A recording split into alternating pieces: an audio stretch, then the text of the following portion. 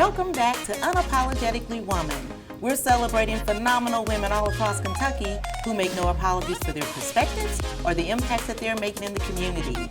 Today we're celebrating Hadley Duvall. Hadley is an advocate, a mentor. She's graduating from Midway College with a degree in psychology, and she's been named by the Herald Leader as one to watch in 2024.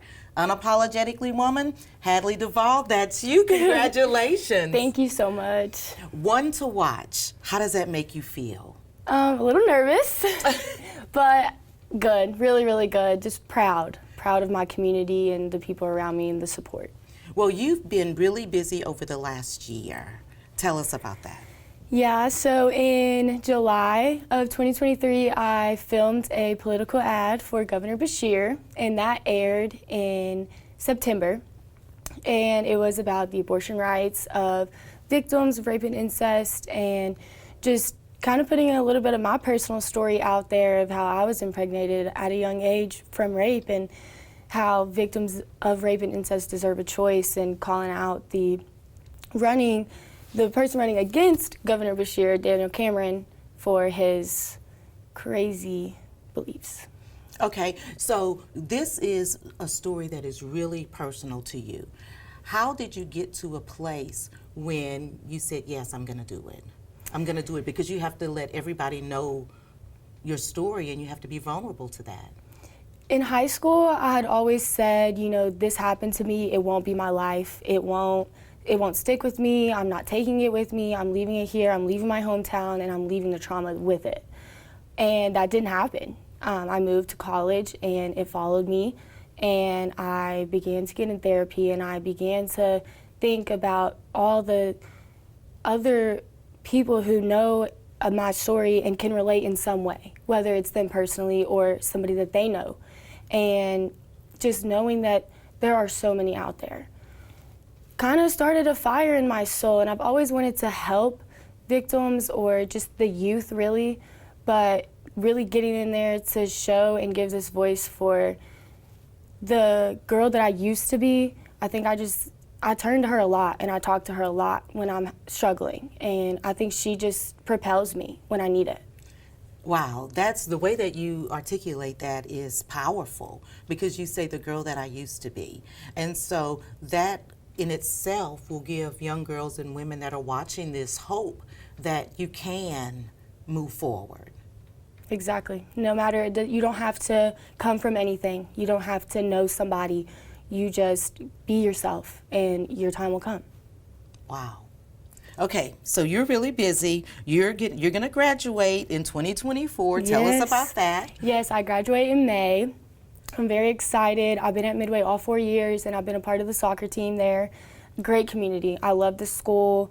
I love the program. I specialize in drug and alcohol counseling, and right now my semester is just a lot of internships and a senior project, a big research project I'm working on, and just all the last minute things and getting in all the memories I can with my friends. Well, you're on the soccer team, yes. But you also work with middle school girls and do some private instructions for soccer. Yes, I do. I train kids personally. I started at a studio here in Lexington, and with my crazy soccer schedule and my school schedule, it was just better for me to do it on my own, like where I'm really in charge of my own schedule, and I love those girls so much. I train 3 regularly and a few others just sporadically, and they're the sweetest things in the What's world. the best part of that?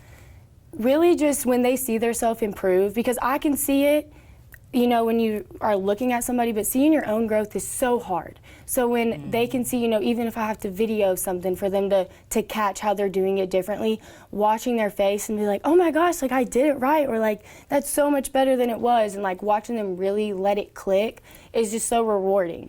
And so, you have to be a big mentor, because not only do they have a coach, they have someone who is playing college ball. So that's exciting. Yes, and they look up to that, because they know that I started playing when I was their size. So they really just soak up the information, because it's not a team, and it's not it's personal, one-on-one, and they get that attention that they need. Wow. And listen, it's a lot of movement. I watch soccer, and it is, I'm like, the only thing that I could probably be is the goalie and waiting for somebody to try to score. Well, that's the only position I won't play. The only thing I won't play is goalie.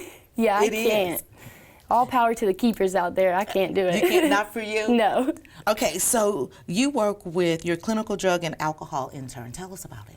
Yes, I intern at a facility called Deaton & Deaton in Frankfurt. And the owner of that facility actually is a professor at Midway University for the program of drug and alcohol counseling. And that's just so amazing. I was actually exposed to the recovery world when I was around 7 years old. My mom was in active addiction most of my childhood, and she went to inpatient rehab for over a year.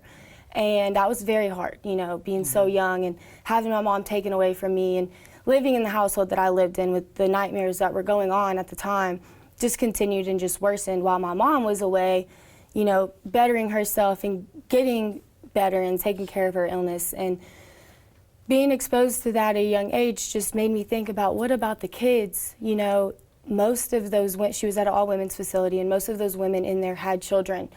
And it made me so upset to know that there could be another child at home with a monster like I was. And when she was in recovery care and you were at home, were you thinking what was happening to you was at that time happening to somebody else with the moms being in recovery as well? Yeah, like it very well could have been. You know, you never know. And I was really confused still. I didn't know exactly what was happening to me at home. I didn't know that I was really being abused. I didn't know that it was wrong. I just knew I didn't like it. And then, you know, always thinking about the kids and how somebody could be in that same situation. And that kind of got me into wanting to focus on the kids of, you know, incarcerated individuals and people in recovery and the kids that are already facing all of these generational curses before they even start kindergarten. Right. Wow. Okay, so you're a victim's advocate, and you worked with Andy Bashir, and you did all of that. Has there been any backlash from putting yourself out there? Oh yeah, lots. Every single day. There has been comments, fake pages and stuff. I've had a few direct messages, but not from any like real individuals that I could tell were actual a page.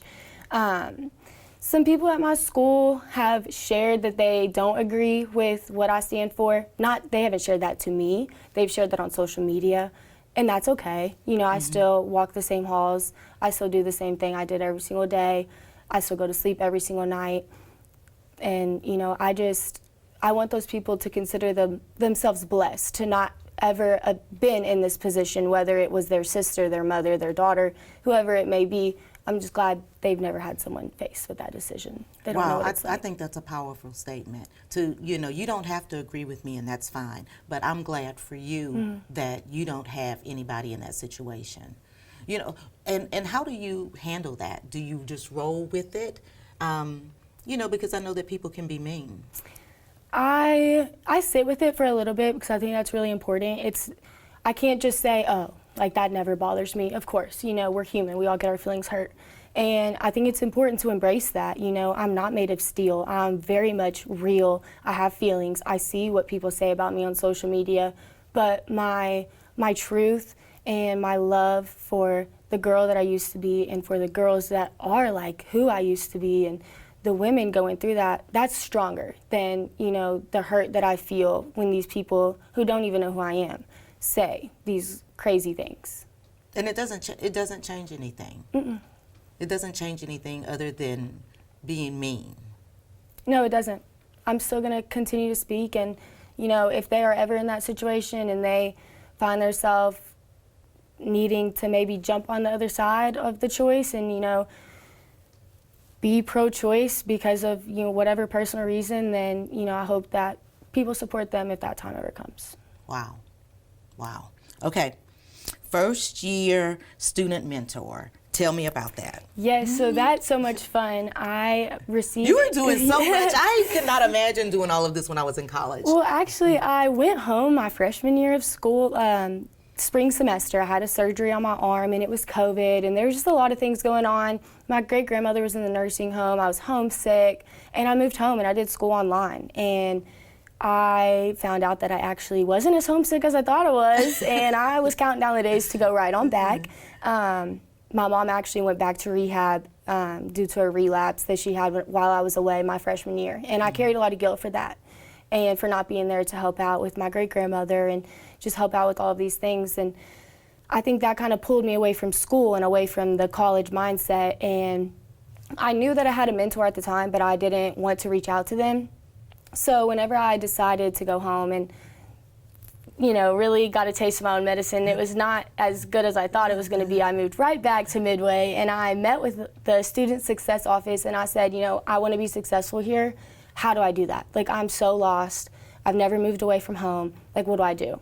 And they're like, you need to get involved. And I was like, that's so cheesy. That's cheesy, but I did it. Dean's List. Yes. Come on. Yes. So, you know, I started applying for being a mentor and like working the freshman orientations in the summer.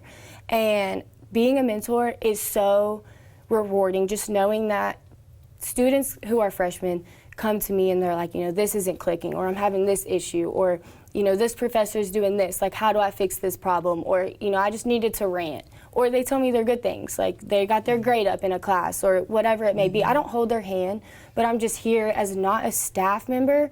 I'm here as I'm a classmate with you, you know, I'm a friend. I walk the same campus as you. I sat in the same classroom, probably stayed in the same dorm building. Like, I am you, and you can come to me, and I'll go to bat for you if needed. And they love me, and I love them, and it's just a lot of fun. That peer mentorship, that's really, you know, the way to go as far as I'm concerned. Yes. You know, yes. somebody that's in the same situation, you're at the same school, yes. you're doing the same things. You can learn from somebody who's successful in the situation that you're in. It's perfect. Absolutely. So now you talked a little bit about the internship. Tell me a little bit more about that, because it seems like you're just so involved with so many things. Yeah, so that is for school, and I am required to do at least 10 hours a week. And I go and I observe different things, different types of therapy. They have a partial hospitalization program, so I'm with clients that are, you know, new to their recovery journey. Might not be their first time in recovery or in a rehab, but it's new to this start of the program. And just learning these individuals, and they talk to me, you know, they learn me. And of course, they're always like, why are you here? Like, you're not an addict. Like, why do you want to be with people like us? And I'm like, whoa, like, my mom is someone like you. Like, you're human. What do you mean? And just, you know, them knowing that there are college students who don't frown upon them, who don't see them as wasted their life. Just, they love that. They really do. They wish me the best, and they keep up with my personal life, and they're great. Like, I've met some amazing individuals. That whole non-judgmental part of it is important. Yes. Yes, non-judgmental, because people's lives, I mean, they start out crazy ways, and you never know what somebody went through or how somebody got into a situation. Well, I think it's time for a hair flip. Homecoming queen. That would be me. Tell me about that. Yes, so that was actually very shock.